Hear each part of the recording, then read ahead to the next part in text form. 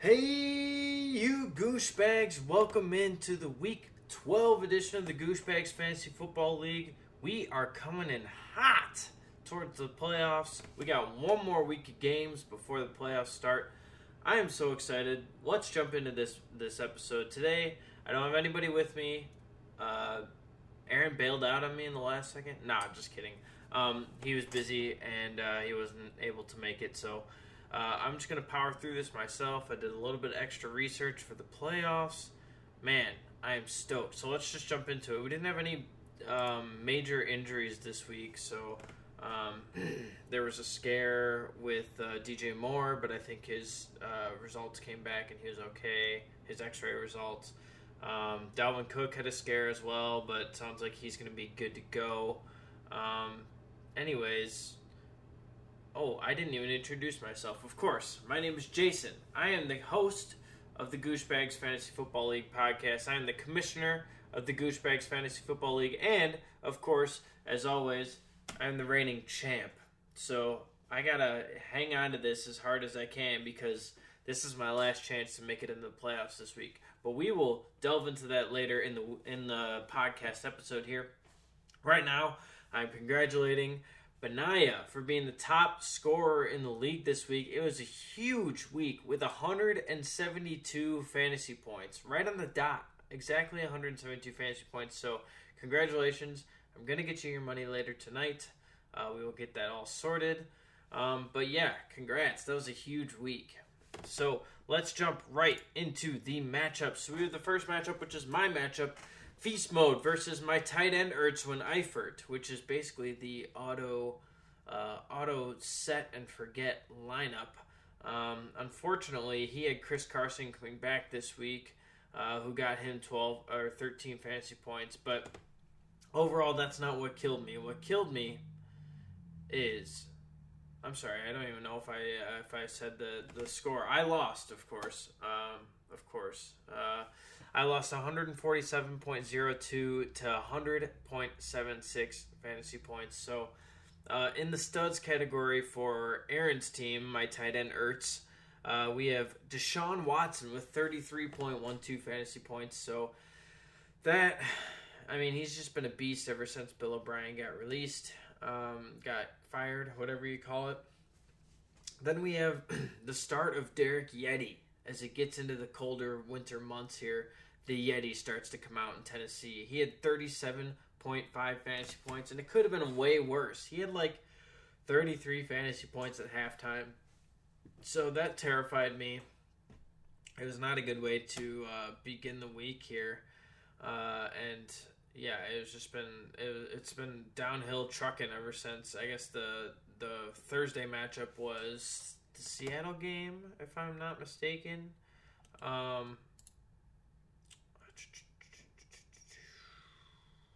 don't remember off the top of my head. He had a pretty solid lead starting off the matchup because Derrick Henry was on Sunday. He had a solid lead starting off because he had DK Metcalf, I think, starting the week. No, it wasn't DK Metcalf. Oh, it was Deshaun Watson. Was it the Houston game? I don't remember either. Oh, yeah. Houston played Detroit on Thanksgiving. Yeah, so he started off with a 33-point lead from his quarterback position. And that did not help me. Otherwise, outside of Derrick Henry, Deshaun Watson, and DK Metcalf, like everybody else, just kind of had solid games. Jamison Crowder had 4.6 fantasy points, so not a boom. It's kind of a bust, but, it kind of sucks losing to a team who he hasn't touched his lineup since like week 2. So that's unfortunate. But on my team, I had some quite a few duds. I had Cam Newton with 3.96 fantasy points against an easy Arizona defense. He should have been a locked and loaded quarterback 1 this week, but unfortunately he was not. We had Dalvin Cook, who was out for part of the game with injury scares, so that wasn't fun. He only had 8.2 fantasy points. On the plus side, I did have James Robinson in. He had 24.4 fantasy points. He continues to be a beast, and he is my one glimmer of hope going into next season. I'll be able to keep him from like the 13th round. I think I grabbed him in, so that will be great. And I, of course, had a great defense this week. The Rams defense had 15 fantasy points, so that was good. But overall, my team just kind of dud. I grabbed Drew Brees to be my quarterback a few weeks ago, and he got hurt immediately. I just had quarterback woes all year. I haven't played Ryan Tannehill. Maybe that's been my problem. He's kind of been consistently decent. He hasn't lost you any weeks. But I don't know. I just can't pick the right players. Usually, I sat Allen Robinson, who had 23 fantasy points, over for Deontay Johnson, who only had 8 today. So, I don't know. I think no matter what, even if I had played my best lineup, I still would have lost. So, not the end of the world, I guess. I still have a shot at the playoffs, so we'll see how it goes. On to matchup number 2, we have Tom Ron Bragers versus Good Juju. And Tom Ron Bragers almost doubled Good Juju's points for the week. Tom Ron Bragers put up 172.0 fantasy points to Good Juju's 91.4. Now, let's start with the studs, and that's basically the whole team on Tom Ron Bragers. We had Tom Brady, of course, putting up 21.7 fantasy points. You played the wrong quarterback, though. You could have had 25 from Aaron Rodgers. I don't know why you're not playing Aaron Rodgers every week. But, that's just, you're bad, man. Then we have Antonio Gibson, who had a huge breakout game. He had 34.1 fantasy points, and he has been a stud the last few weeks. Ever since coming out of the bye, I guess the one game before the bye, he had 18 fantasy points. Then, he hasn't been below 11 points since. So, he's been great. And then just, standard, good games from Devontae Adams, Devontae Parker. Duke Johnson had a decent game. He had 15.5 fantasy points. And Kenyon Drake, it's his breakout year, man. 22.8 fantasy points. And then you have Washington's D with 17 fantasy points, and Young Hui Koo, or Young Hui Woo, who had 21.0 fantasy points. So, obviously, a monster game. No duds. I mean, his lowest scoring player was Eric Ebron with 8.9 fantasy points. So, you cannot be disappointed with your team this week. Obviously not. You scored 172 fantasy points. On the other side, though, Good Juju kind of had quite a few dud games. He didn't really have any studs. Nobody above 19 fantasy points. Kyler Murray was a dud. Alvin Kamara has been a dud the last couple weeks. Kyler Murray had 8 fantasy points, or 7.9. Alvin Kamara had just under 6. So, and Josh Jacobs was having some injury troubles, but I think he should be. They were saying he should be okay to go next week. We'll have to keep an eye on that, but he only had 3.9 fantasy points. And you had the Saints D, who put up 14, which makes sense because Denver didn't have a quarterback. So there was a couple of good games. Ronald Jones had a good game with 16.8, but no booms. So, that's just kind of a forgettable matchup. Fortunately, you're still in a good spot for the playoff run here. Although Alvin Kamara might want to, I don't know. He doesn't look so hot. You know what? I'm kind of glad that I didn't grab. Actually, Alvin Kamara would have probably gotten me some more wins leading up until now, and I'd be in a good spot going into the playoffs. But, he's not doing me any favors right now, that's for sure. All right, on to matchup number 3. We have My Tight Ends Are Ass Cheeks versus Mix and Mac. And My Tight Ends Are Ass Cheeks took down Mix and Mac, and he did double his score. Tight Ends Are Ass Cheeks had 107.08 fantasy points, so that should tell you everything you need to know about Mix and Mac's point total this week. He had 42.22 fantasy points, and even with that 42 fantasy points, he still didn't manage what Adam managed to do 2 times in a row within the last few weeks. He had people above single digits, so congratulations for scoring lower than what Adam had, but also still having people above 10 fantasy points. So we'll start with there. Basically everybody on the team was a dud except for Chris Godwin, and Curtis Samuel had 10 fantasy points. So the Colts D, will start there, had -5 fantasy points. And I don't know why you thought it was a good idea to play them against Tennessee's defense, or Tennessee, who's been a beast this year. Like, they've been good. I don't know if any defense has been good against them. He had James Conner, who had a 0 because he didn't play. I mean, that's kind of unfortunate. Probably could have, talked about a replacement option for James Conner. He kind of got screwed over by COVID. We had Gio Bernard only had 6 fantasy points. Jared Goff had 3 fantasy points. Overall, just kind of a rough time for Mix and Mac. Not much to say. I mean, even his bench, Latavius Murray was the best player on his team. He had 25.1 fantasy points sitting on the bench. So, onto my tight ends, our ass cheeks. We have, Justin Jefferson put up a 22. Newly acquired Justin Jefferson put up 22.5 fantasy points. No other real boom games. We have a couple of duds here, though. We have Miles Sanders with 5.2 fantasy points. Tyler Lockett only had 3.8 fantasy points. See, he's boom or bust. I keep telling people that. Some people don't believe me when I say that, but he is. He's boom or bust player. Otherwise, I mean, yeah, it was just kind of a bunch of average games that, managed to add up to 107 fantasy points, but you didn't need much to beat out Mix and Mac this week. You got an easy schedule here at the end of the season. Lucky you're playing Mix and Mac and Breeze Knees for the last 2 weeks to usher you into the playoffs. So we'll see. Matchup number 4 this week is Team IR versus Big Ben's Bathroom.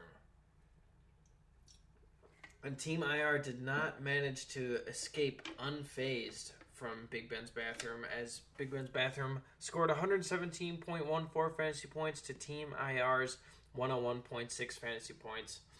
We'll start with the studs on Team IR.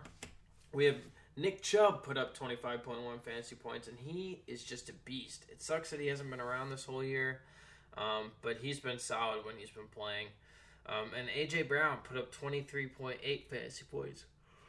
So, that was about... I mean, Mike Evans was very close. He's looking actually to be the wide receiver 1 over there in Tampa Bay, despite all of the star-studded cast. He had 18.5 fantasy points. Otherwise, he had a couple of duds this week. Team IR did. He had Jonnu Smith with 0, and he was an active player. He just did awful.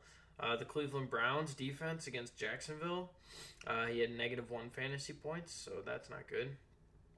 Damian Harris had 4.7 fantasy points.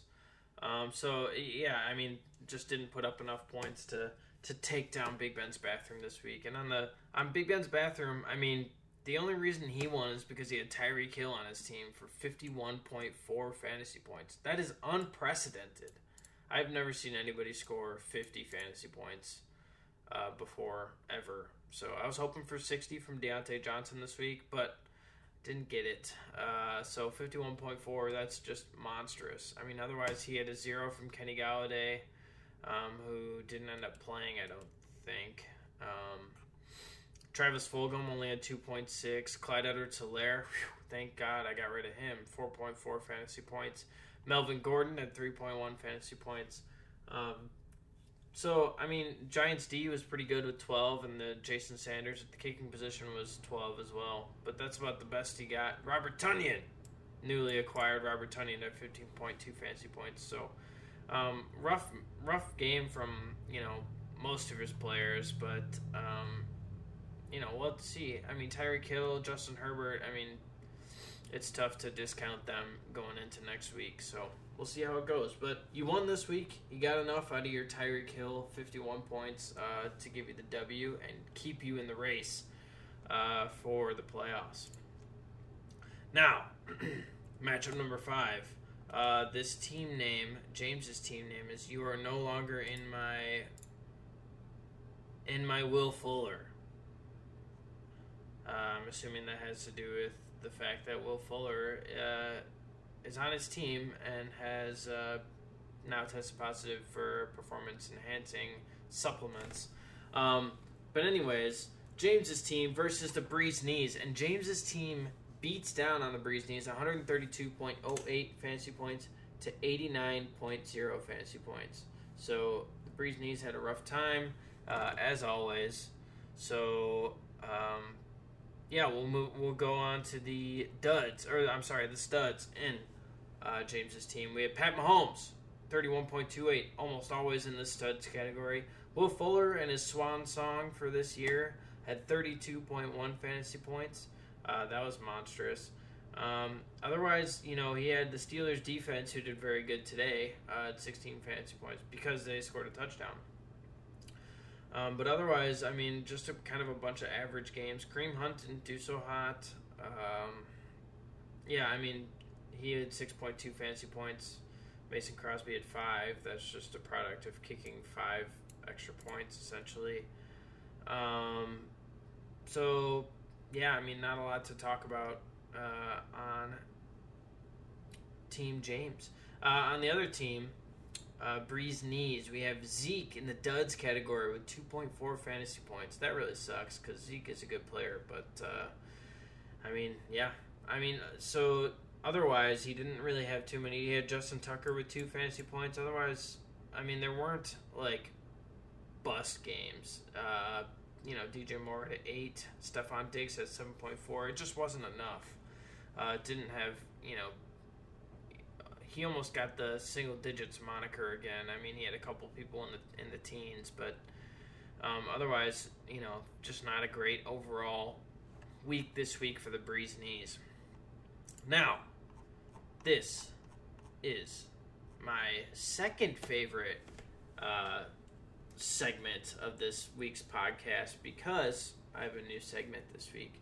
But my second favorite segment this week is a waiver wire team that would kick all of our asses. So let's check out this lineup. Let's see what they got. We got Kirk Cousins with 26.18 fantasy points.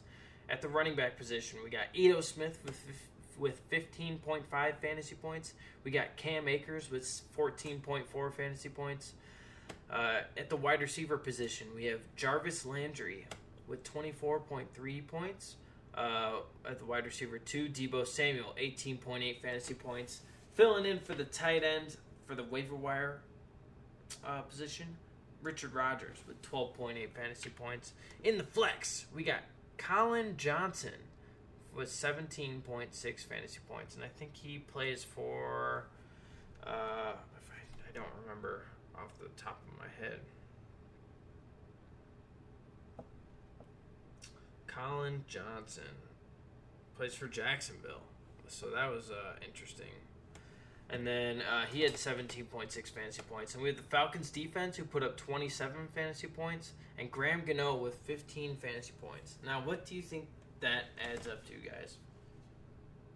171.58 fantasy points. That means that Benaya outscored the waiver wire this week by 0.42 points. So good work. That doesn't get you any extra money, but that is quite the accomplishment. It's only been done once before that I can remember. Earlier this year with Brandon. So you and Brandon, I would consider the waiver wire champs this year. So congratulations. The waivers are 10-2 for the year. Still better than all the rest of us. Now, on to my favorite segment of the week, mainly because I have a cool little drop going on. Let's check it out. What's that? Playoffs? Don't talk about playoffs. You kidding me? Playoffs? I just hope we can win a game. All right, that's right. We are doing playoffs. What are we doing? What is going to happen? We don't know. It's all a bunch of chaos. But right now is the playoff section of the podcast. So first, I'm going to go through our current standings after today's games. I had to do these because ESPN hasn't updated the standings yet. But I figured it all out through much math and puzzle solving. Not puzzle solving, problem solving, and a lot of math. We have James's team at the top with his win this week. He is 8-4, and he is locked for a playoff spot. The other teams that are in good standing, we got number 2, Good Juju is still in second place at 7-5, and the reason he's in second place is because he has 14.83 or 1483 points for. And in third place is my tight end Ertzwin Eifert at 7-5, who has 1383.74 fantasy points. In fourth place is Tom Ron Bragers was at 7-5 as well with 1341.34 points for. In fifth place is Team IR with also 7-5 with 1301.26 points for. And sitting in the sixth spot, actually, I was thinking about this just now because I kind of removed the head-to-head tiebreaker because if it's a three-way tie, we were talking about this earlier, but if it's a three-way tie and all the teams haven't played each other the same number of times, then the tiebreaker is points for. So I have to beat. Hang on. Oh yeah. So I believe that technically, even though Courts' team, my tight ends are ass cheeks. They're both 6-6. Chad and Courts are both 6-6. And even though Courts' team has more points for, I believe that Chad is 2-0 against Courts' team. I believe. Oh no, 1-0. 1-0. So Chad would technically be above in the 6th spot. And then Courts would be in the 7th spot. And they're both 6-6. And Neil and I are both 5-7. And then the Breeze Knees is out of it at 2-10. So let's get on to the playoff scenarios. What's going to happen if different things happen next week? So what are the results? Let's go with scenario number 1. Both I lose, Courts loses, and Chad loses. If all three of us lose, then Chad gets into the playoffs. Because he has the tiebreaker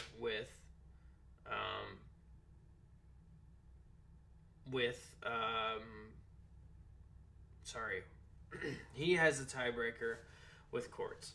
And then I didn't even look at this, but Mixon Mac is still technically no, he's not in this. If he wins and both Courts and Chad lose, then Mixon Mac has to outscore Chad by he has to outscore Courts by 200 points. So you're basically out of it. It's I'll say nearly impossible for Neil to make the playoffs because you have 1,123 points for and Courts has 1,361 points for. So since Courts and Chad are in opposite divisions, none of the tiebreakers are going to be head to head. So for a three-way tie with Neil or me, none of them are going to be head to head because they play each other once, and then the third person is going to be in one of their divisions, so they're going to play each other twice while they play the other person once. So it's going to be an uneven number of head-to-head matchups for all three players. So it's going straight to the points for. So technically, you're not out of it, but you have to score 300 fantasy points this week, Neil. So it's possible, but highly unlikely. So if both Chad and Courts lose, Chad automatically gets in because of the head-to-head matchup. But in any two-way tie, that's how it's going to be. Any three-way tie, it's basically going to be points for. So scenario number 2, Jason wins, I win, and Courts and Chad both lose. So then 1 through 5, everybody that's 7-5 right now and above is safe. They're all in. The tiebreaker, like I said, is normally head-to-head, and in a three-way tie, the tiebreaker is total points 4, most likely. So I have to beat, if I win and they both lose, I have to beat Courts' team by at least 5 points to make it into the playoffs. So I have to hope for Chad and Courts to both lose and me to outscore Courts by 5 points. In this scenario, it'd be very difficult for Chad to get into the playoffs. So if Courts also wins, but I also win, and I also win, then you're going to have a tough time making it into the playoffs.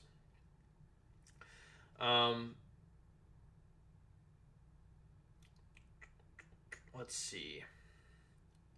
What's the next scenario? So, yeah, I mean, you'd have to outscore Courts by 85 points if all three of us tie with record. So, your best hope is for you to win and for Courts to lose. That's your best case scenario. Or both of you to lose, or all three of us to lose. If I were to lose as well, and you two lost, then you're in the playoffs. So basically, you are hoping for a Courts loss in order for you to win. Unfortunately, Courts is playing against Adam this week, so that is highly unlikely. So if either Courts or Chad wins, but not both, this is scenario number 3. The team that won gets into the playoffs. So that's simple. And this is where the simplicity stops, because this is where the chaos begins. So if both Courts and Chad win, that means there's at least a 3-way tie of teams that are going to be 7 and teams that are going to be 7 and 6. There's going to be at least 3 because Aaron is playing against Chad this week. So there's going to be at least a 3-way tie, and then points 4 is going to get you in. So if both Chad and Courts win, any of the 7 and 5 teams who lose are thrown into this points 4 pile, essentially. And then basically the tiebreaker of all the teams that are 7 and 6 is going to be points 4. So essentially right now, Good Juju is almost 100% locked into the playoffs because he has 100 more points for than anybody else at 7 and 5 or 6 and 6. He has 1483.54, and the next highest is 1383.74 with my tight end Ertz. So Ryo's in very good shape. He's basically going to make the playoffs, unfortunately for everybody else. Let's see. Then let's see who's playing each other next week. I gotta look at this. Team IR is playing Tyron Bragers. So both of them are 7 and 5. So one of them is guaranteed to lose. So the winner of Tyron Bragers and Team IR will automatically make it into the playoffs. So congratulations. My tight end Ertz, Good Juju is playing against Mix and Mac.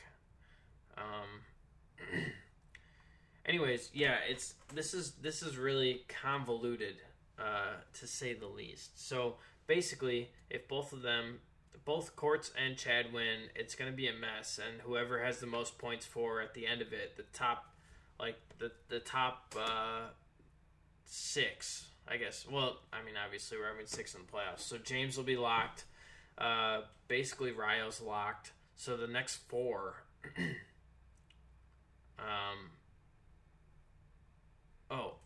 James will be locked. Good Juju will be locked, and then either Benaya or Brandon will be locked, and the other person is thrown into this mess of points 4. So it'll be 3 spots, and there will be 4 teams fighting for it. So one person's going to be left out. Essentially, it's not as convoluted as I thought. So I'm gonna go through this again in simpler terms. James is locked. That's the one. Good Juju's locked. Basically, he's 100 points above everybody else, so he is basically locked. And then the winner of Tom Ron Brager's Team IR is locked. Will lock in as the top 3. Then then it'll be Aaron, the loser of Tom Ron Brager's and Team IR. So Brandon or Benaya, Courts, and Chad. Those 4 are going to be vying for 3 playoff spots. So one person is going to get knocked out. And the least likely is going to be Chad because he is 25 points lower than Brandon's team. That's the next highest points for total. So you have to outscore Brandon. You have to hope that Brandon loses and outscore him by 25 fantasy points in order to make it into the playoffs in that scenario, essentially. And then that'll knock out Brandon's team. So it's basically all up in the air for those last 3 spots, and anybody in the 7 and 5 category, except for probably Good Juju, could potentially get kicked out. So it's going to be chaos, and it was tough to figure all that out because I had to go back through and try to see if what the head-to-head numbers were, and then I had to figure out okay, the tiebreaker is points for, and then who's playing who next week, and it's a mess. So basically, let's see, let's go down the line. Obviously, anybody 7 and 5, you want to win your matchup. However, and then you're locked into the playoffs if you win your matchup. If Chad, in order for you to get into the playoffs, this is probably easier. In order for you to get to the playoffs, you have to win and hope for a Courts loss. You can hope for a Courts loss, your loss, and my loss, and you win based on head-to-head against Courts. Or you can dominate this week, hope Brandon loses, and outscore him by 25 fantasy points in case Courts wins. So if Courts and you win, you have to outscore Brandon by 25 fantasy points and hope for a Brandon loss. So those are your ways into the playoffs. Courts, we'll go with Courts' team. So Courts, you have to hope for a win and a Chad loss.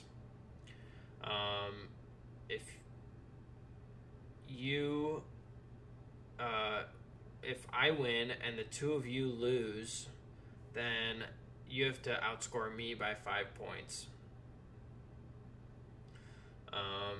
Or both you and Chad win, and you just, make your way. You just have to outscore Chad and Brandon, essentially.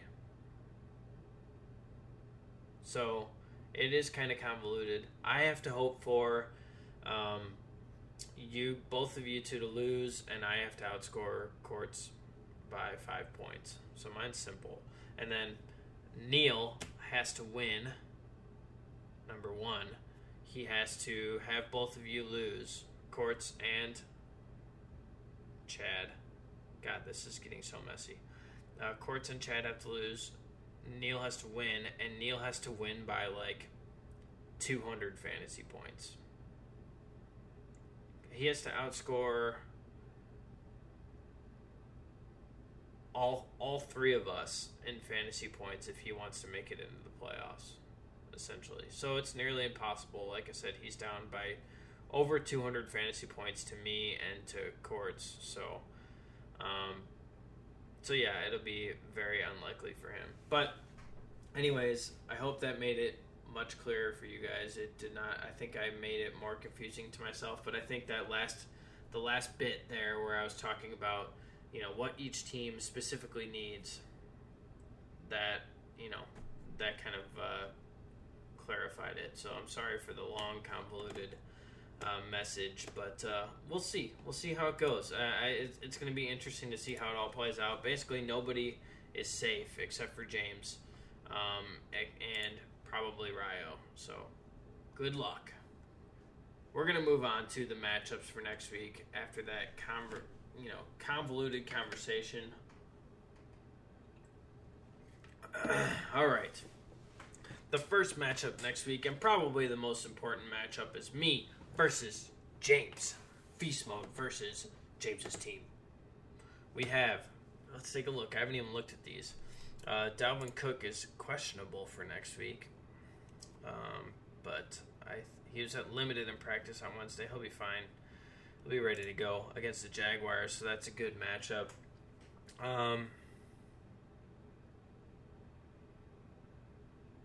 Let's see. I got Cam Newton in at my quarterback position, but I'm probably going to play Ryan Tannehill versus Cleveland. He's been good.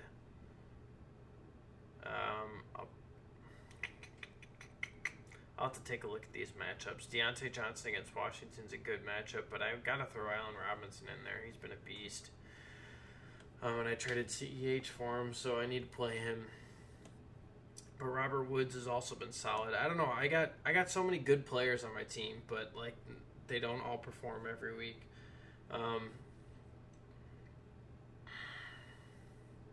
I'm taking my team. I mean, he's got Pat Mahomes against Denver, who not a great match. I mean, that's a decent matchup. Aaron Jones versus Philadelphia. Kareem Hunt versus Tennessee. Kareem Hunt hasn't been as good recently. Will Fuller got suspended now. He's got Cole Beasley. He doesn't really have... I guess he has Adam Thielen back now. So he should be good to roll instead of Will Fuller. He's got a decent matchups this week, so we'll have to see how it all goes. But I'm taking myself next week. It's going to be good. It's going to be good. All right. Moving on to matchup number 2, we have Mix and Mac versus Good Juju. I'm sorry, this is like a sporadic episode. I'm completely unprepared, and the only preparation I did was the playoffs matchup, and I botched that. So we'll see how it goes. Matchup number 2, Good Juju versus Mix and Mac. I already know I'm taking Good Juju. We got Kyler Murray versus the Rams, Alvin Kamara versus Atlanta. That might not be so hot. Ronald Jones is on a bye this week. We got DeAndre Hopkins against the Rams, Juju against Washington, the Hawk Master versus Chicago, TJ Hawkinson. Josh Jacobs is questionable against New York Jets, but he might play. Alvin Kamara is questionable. Did he get hurt? He had a foot problem. He should play. So yeah, I mean he'll have to figure out his second running back, and he might have some trouble because Josh Jacobs might not play. So he might have to figure that out. But otherwise, I just don't see Mix and Mac scoring that many points. I mean, Mix and Mac has Chris Godwin and Curtis Samuel out due to bye this week, so he's got to put Cooper Kupp up there. Maybe Alan Lazard is the second wide receiver. James Conner will have COVID next week as well, so he won't play. So we'll have to put in Jonathan Taylor. I don't know. I just don't see Mix and Mac putting up any points. So I got Good Juju in the matchup next week. Matchup number 3, we have Big Ben's Bathroom versus my tight end Ertz when Eifert. Let's look it up. I mean, I'm hoping for my tight end Ertz to win, believe it or not, because I need Chad to lose. So I'm taking my tight end Ertz. He's got Chris Carson, who is questionable. Oh, he's just limited in practice. He should be good off a foot injury. Just a little sore. He's okay. Calvin Ridley is questionable as well. He was limited in practice as well. He's regularly limited in practice, so Calvin Ridley should be good to go. Otherwise, Joey Sly, his kicker, is on a bye, so maybe check that out. But, Aaron, you're not going to watch this, so put yourself Robbie Gould in the kicking position here. Maybe swap out your flex position for Brandon Cooks. because Brandon Cooks is going to be a beast because there's no Will Fuller. So maybe throw in Brandon Cooks instead of Jamison Crowder, and you'll be good to go. Got some injuries here on Big Ben's bathroom. We got Kenny Galladay, who's going to be out, or I don't know if he's going to be out this week. His return... Oh, he didn't return in the game on Thursday, so I don't know if he's going to play this week or not. I don't know. He's going to have a tough time here. I mean, J.K. Dobbins, you might be able to put in the flex position, but he's got some tough, his running backs are kind of on the weaker side. He's got Melvin Gordon and Clyde Edwards-Helaire, Travis Fulgham. I'm taking my tight end Ertz instead of Big Ben's bathroom this week, so, and I need that. I need that win for tight end Ertz. On to matchup number 4. We got Team IR versus Tom Ron Bragers. We got Aaron Rodgers already locked into the lineup here. Kenyon Drake against the Rams. David Montgomery against Detroit. Man, those are good matchups. Devontae Adams versus Philadelphia. Amari Cooper. We got Eric Ebron. Wayne Gallman thrown in there. Wayne Gallman's been good in the absence of Devonta Freeman. Who the fuck is the running back for the Jets? Oh, Saquon, but yeah, they had Devonta Freeman in there, I guess. So Wayne Gallman's been a beast. Yeah, I mean, I would probably throw Antonio Gibson in there, even though you're not sure about him. I don't know, maybe not. Maybe I would, maybe I wouldn't. I'm not sure. Definitely don't want to play Washington against Pittsburgh, Washington's defense. So yeah, you'll have to figure out the defensive position. But I think in general, I guess I have to look at the other team here. We got Russell Wilson against the Giants, Nick Chubb against Tennessee, Damian Harris against the Chargers, A.J. Brown against Cleveland, Jonnu Smith. Might have to figure out a new tight end there. Maybe Hayden Hurst if he's doing okay. Michael Thomas. Actually, that's a pretty good lineup, but we're going to have to figure out a wide receiver. Christian Kirk, Michael Pittman. Maybe throw in Michael Pittman there in your wide receiver slot. I'm still going to have to take Tom Ron Bragers. He's looking like a beast these last few weeks, so I'm taking Benaya's team. Last matchup of the week, we got my tight ends are ass cheeks versus the Breeze Knees. All right. I really, really need the Breeze Knees to win this matchup. He's got DJ Moore on a bye and also hurt, so we'll have to throw in somebody. He doesn't have anybody.